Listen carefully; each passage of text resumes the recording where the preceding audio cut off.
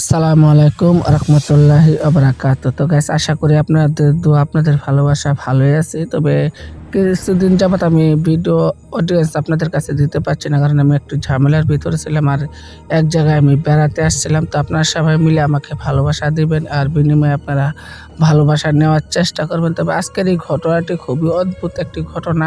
আর এই ঘটনাটি আপনার ঘটেছিল কাকালচর বাজারের একটি কাছে, কারণ সেখানে ব্যক্তি যেতেছিল, তো তখনকার সেই ব্যক্তিটার ওপরে আক্রমণটা হয় আর সেই ব্যক্তিটাকে হয়তোবা হত্যা করে তারা অনেক কিছুই নিয়ে যায়। তো এই ঘটনাটি আজকে আপনাদের কাছে আমি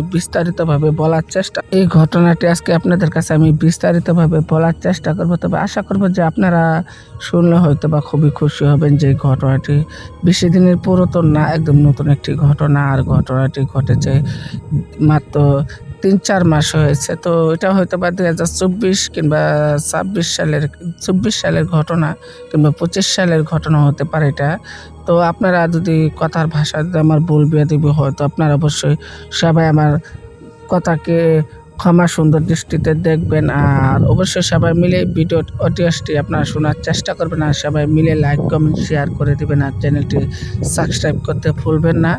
আর এই ঘটনাটি আমি কিসের জন্য পাঠিয়েছি আর কী কারণে পাঠিয়েছি সেটা হয়তো আপনারা বুঝতে পারবেন ঘটনার ভিতরেই। আমি আপনাদেরকে বলে দিব যে কেন আমি এই ঘটনাটি পাঠাচ্ছি আর কী কারণে বা আপনাদের কাছে এই ঘটনাটি তুলে ধরার চেষ্টা করতেছি। তো আমি সবসময় পুরাতন ঘটনা বলি, যেহেতু এটা নতুন একটি ঘটনা, তাই আমি আজকে আপনাদের কাছে নতুন কথাটি তুলে ধরবো।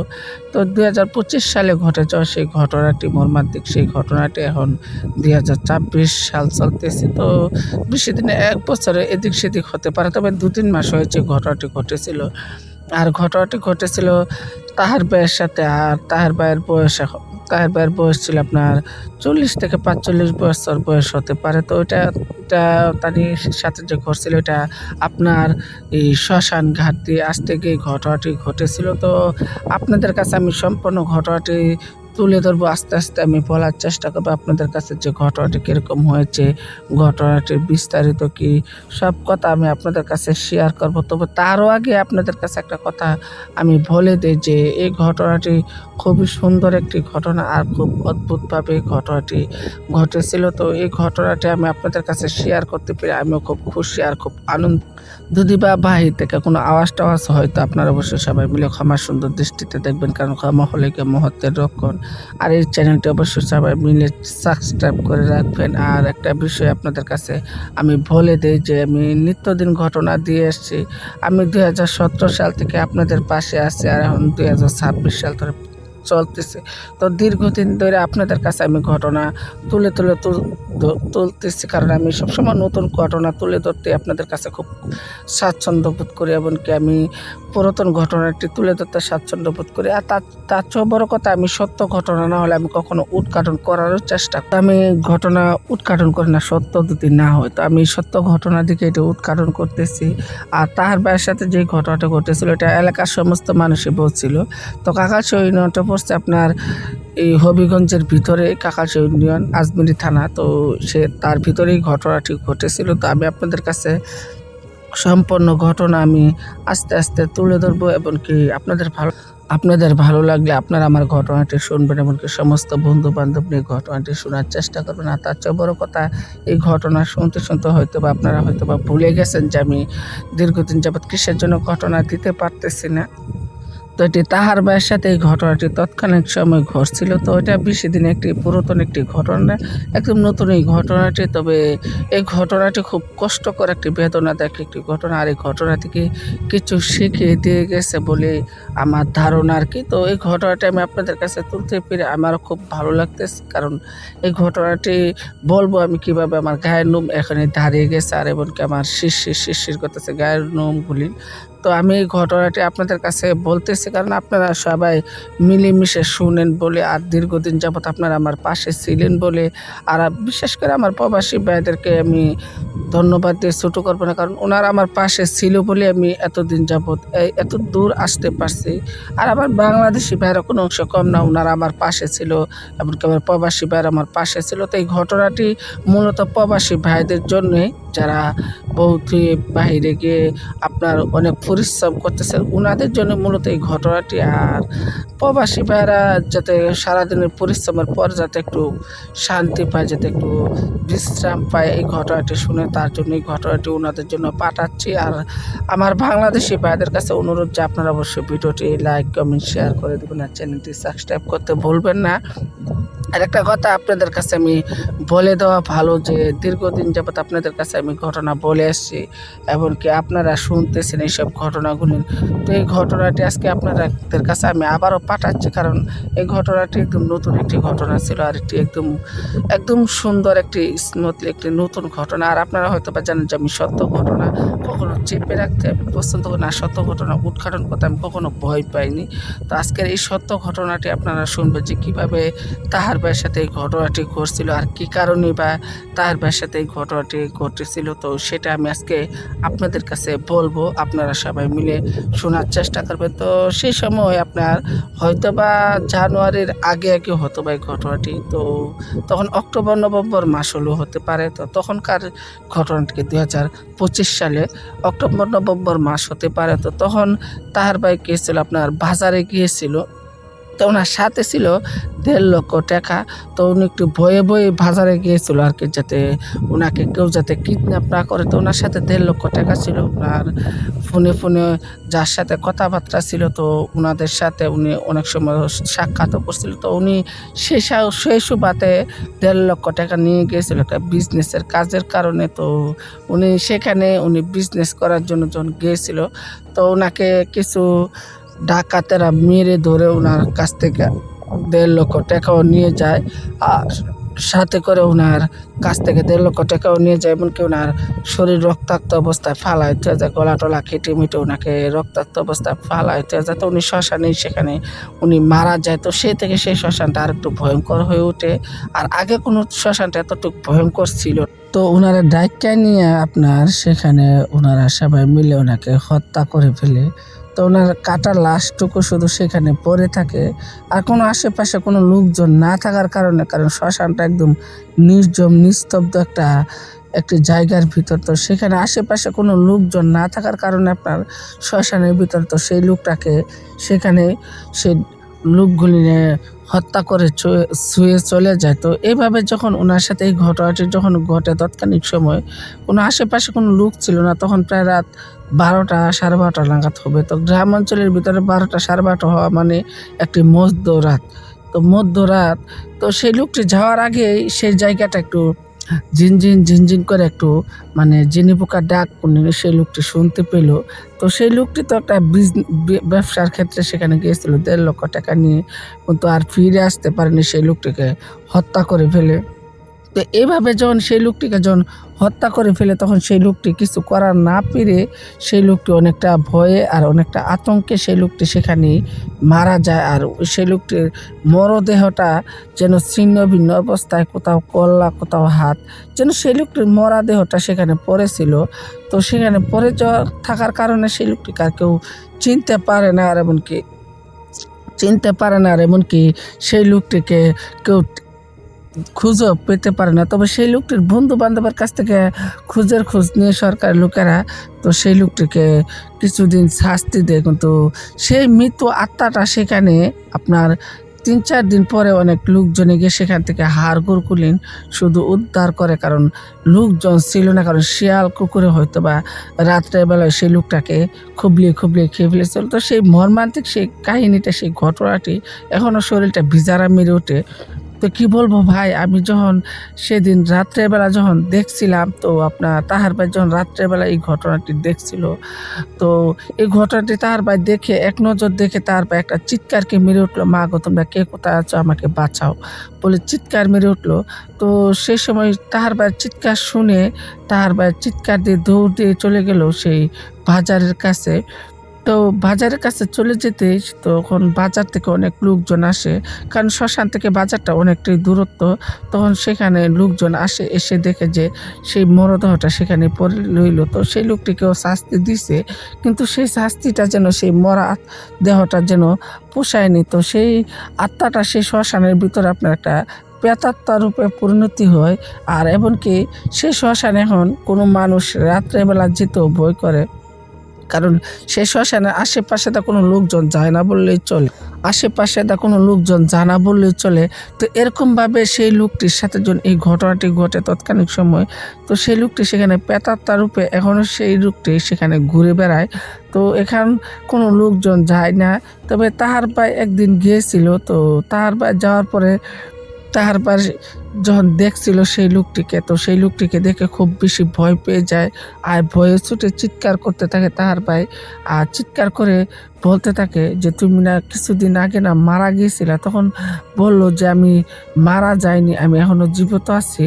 তো সেই লোকটিকে ডেকে কাছে এনে আনার পরে শ্মশানের ভিতরে নেওয়ার পরে তাহার ভাই দীর্ঘ ৩-৪ ঘন্টা আপনার প্রায় ৭টার দিকে ঢুকছে, তো প্রায় রাত ১২টা-১টা নাগাদ হয়ে গেছে। তার ভিতরেই শুধু ঘুরপাক খাচ্ছে, কিন্তু বার হতে পারছে না, কারণ সেখানে শুধু একটি আত্মা ছিল না, সেখানে আরও আত্মা ছিল। তো যে লোকটি মারা গেছিল তার নাম ছিল নাসির। তো সেই লোকটির সাথে আরও আত্মা ছিল।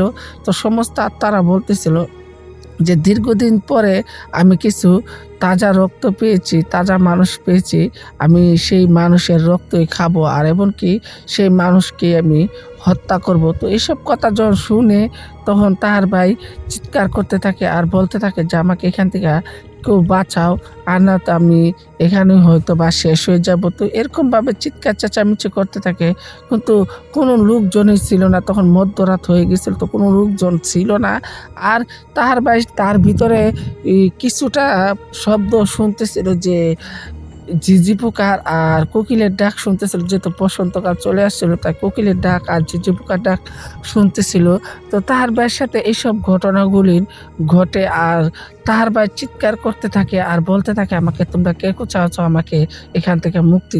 তো তাহার ভাই এখান থেকে চিৎকার করতে থাকে যে তুমি আমাকে এখান থেকে মুক্তি দাও যে কোনো মূল্যে। তো তাহার ভাইকে সে আত্মাটা ছাড়তেছিল না, সে আত্মাটা তাহার ভাইয়ের পিছনে যাইতেছিল আর বলতেছিল আজকে তোমার শেষ দিন, আজকে তোমাকে হত্যা করব। তো এইসব ঘটনাগুলি যখন তাহার ভাইয়ের সাথে ঘটতেছিল তখন প্রায় রাত 1টা হয়ে গিয়েছিল। তো তাহার ভাই এসব ঘটনাগুলি তৎক্ষণাৎ সময় যার সাথে ঘটে ভাই সেই বলতে পারে এটা কতটুকু একটি মর্মান্তিক ঘটনা। ভাই আপনাদেরকে কি বলবো, যার সাথে ঘটে সেই শুধু বুঝতে পারে রে ভাই, আপনারা কি বুঝবেন। তো এইভাবে তাহার ভাইয়ের সাথে একের পর এক আক্রমণ চলতে থাকে। তখন তাহার ভাই দিশাহারা হয়ে কোনো কিছুই বুঝতে পারতেছিল না। তখন তাহার ভাই শুরু করে দেয় কুলফাল্লা সূরাটা পড়া শুরু করে, মানে সূরাতুল নাস পড়া শুরু করে দেয়। আর সূরাতুল নাস পড়তে পড়তে তাহার ভাই শুধু ফেনা উঠিলে তারপরও যেন সেই প্রেতাত্মাটি যেন তাহার ভাইয়ের কাছ থেকে একটু দূরে গিয়ে আবার কাছে চলে আসে। যতক্ষণ তাহার ভাই সূরা পড়ে ততক্ষণ তাহার ভাইয়ের কাছ থেকে একটু দূরে থাকে, আর যতক্ষণ না তাহার ভাই সূরা পড়া বন্ধ করে দেয় ততক্ষণ সে আত্মাগুলি আবারও তাহার ভাইয়ের কাছে চলে আসে। তো এরকমভাবে তাহার ভাইয়ের সাথে এই ঘটনাগুলি ঘটতেছিল। তো তাহার ভাই যে সেখান থেকে বাইর হবে সেটাও পারতেছিল না, কারণ সেখানে তো আপনার হয়তো বা অবগত থাকবেন যে কোনো ধর্মের উপরে আমি আঘাত করার জন্য এই কথাটি বলতেছি না, যে শ্মশানে চারাল বসবাস করে। তো সেই চারালের কাছ থেকে কিভাবে আসবে সেটা কেউ বুঝতে পারতেছিল না, আর কি করবে না করবে সেটাও কেউ বুঝতে পারতেছে না। তো এরকমভাবে যখন ঘটনাগুলি যখন ঘটতেছিল তো তাহার ভাই সেখানে চিৎকার করতেছিল আর বলতেছিল তোমরা কে কোথায় আছো আমাকে বাঁচাও। তো মধ্যরাত, কারণ রাতের বাজে তখন 2টা, তো তখন কোনো লোকজন নেই বললেই চলে। আর এমনিতেই শ্মশান দিনের বেলায় কোনো লোকজন যায় না, আর তো রাত হয়ে গেছে, কারণ শ্মশানটা একদম রাস্তার পাশ দা পড়াতে, কারণ রাস্তার পাশে দা পড়াতে আপনার সেই লোকগুলিনের এরকম অবস্থা হইতো। তখন তাহার ভাই শুনতেছিল ব্যাগের ডাক, এমনকি ঝিঁঝি পোকার ডাক, অনেক ধরনের ডাক তাহার ভাই শুনতেছিল। আর তাহার ভাই কী করবে না করবে কোনো কিছুই ভেবে পাচ্ছিল না। তাহার ভাই সেখানে চিৎকার করতেছিল আর বলতেছিল তোমরা কে কোথায় আছো আমাকে রক্ষা করো, না হলেও আমার আজকে শেষ দিন হয়ে যাবে। তো এইভাবে তাহার ভাই সূরা পড়তেছিল আর সিগারেট টানতেছিল, একের পর এক সিগারেট টানতেছিল। তো এসবভাবে যখন তাহার ভাইয়ের সাথে যখন এই ঘটনাগুলি যখন ঘটতেছিল, তো এই ঘটনাটি আমি তখন তাহার ভাই কি করবে না করবে কোনো কিছুই তখন তাহার ভাই কিছুই ভেবে পারছিল না। তাহার ভাই শুধু সূরা পড়তেছিল আর মাথায় যা আসতেছিল তাই বলতেছিল। কারণ তখন তাহার ভাই একটা পাগল অবস্থা হয়ে গেছিল। তো এইসব ঘটনাগুলো যখন তাহার ভাইয়ের সাথে ঘটতেছিল তখন প্রায় রাত ৩টা হয়ে গেছিল অলরেডি। তো তাহার ভাই সেখানে বন্দি অবস্থায় তাহার ভাই মুক্তি পাওয়ার জন্য অনেক চেষ্টা করতেছিল, কিন্তু কিছুতেই মুক্তি পাচ্ছিল না। তো সেখানে অনেক ধরনের আত্মারা মিলে তাহার ভাইকে হত্যা করার জন্য উঠে পড়ে রাখছিল। তবে তাহার ভাইও ছেড়ে দেওয়ার পারতেন। তাহার ভাই এই যা মুখতে আসছিল তাই বলতেছিল সূরা, আর একটু পরে সিগারেট টানতেছিল আর বলতেছিল যে, "তুমি আমাকে এখান থেকে মুক্তি দাও। তোমরা কেউ কোথায় আসো আমাকে মুক্তি দাও।" তো কোনো লোকজন আশেপাশে না থাকার কারণে তাহার ভাই সেখানে আপনার পড়েছিল আর কান্নাকাটি করতেছিল যে কীভাবে সেখান থেকে মুক্তি পাওয়া যায়। তো এসব ঘটনাগুলি যখন তাহার ভাইয়ের সাথে ঘটতেছিল তৎকালীন সময়, তো তাহার ভাই সেখানে বন্দি অবস্থায় কান্নাকাটি করতেছিল আর বলতেছিল, তো হে আল্লাহ তুমি আমাকে রক্ষা করো। তো সেখানে চারালটার কারণে তাহার ভাই আসতে পারতেছিল না। তো এইভাবে যখন তাহার ভাইয়ের সাথে যখন একের পর এক ঘটনাগুলি যখন ঘটতেছিল, তো তাহার ভাই কী করবে না করবে কোনো কিছুই ভেবে পাচ্ছিল না। আর তাহার ভাই সেখান থেকে মুক্তি পাওয়ার জন্য অনেক চেষ্টা করতেছিল, তবে কিছুতেই যেন সেখান থেকে মুক্তি পাচ্ছিল না বলেই চলে। তো এসব ঘটনাগুলি যখন তাহার ভাইয়ের সাথে যখন ঘটে তখন তাহার ভাই অনেকটা চিন্তিত হয়ে যায়, এমনকি কান্নাকাটি করতে শুরু করে দেয়। তো এভাবে কান্নাকাটি করতে অনেকটা সময় পার হয়ে যাওয়ার পরও কোনো লোকজন ছিল না। তখন প্রায় রাত ৪টা থেকে ৩:৩০ হবে এরকমই হতে পারে। কারণ তাহার ভাইয়ের হাতে কোনো ঘড়ি ছিল না। কারণ চাঁদের আলো দেখে তাহার ভাই বুঝতে পারল যে এরকম টাইম হবে।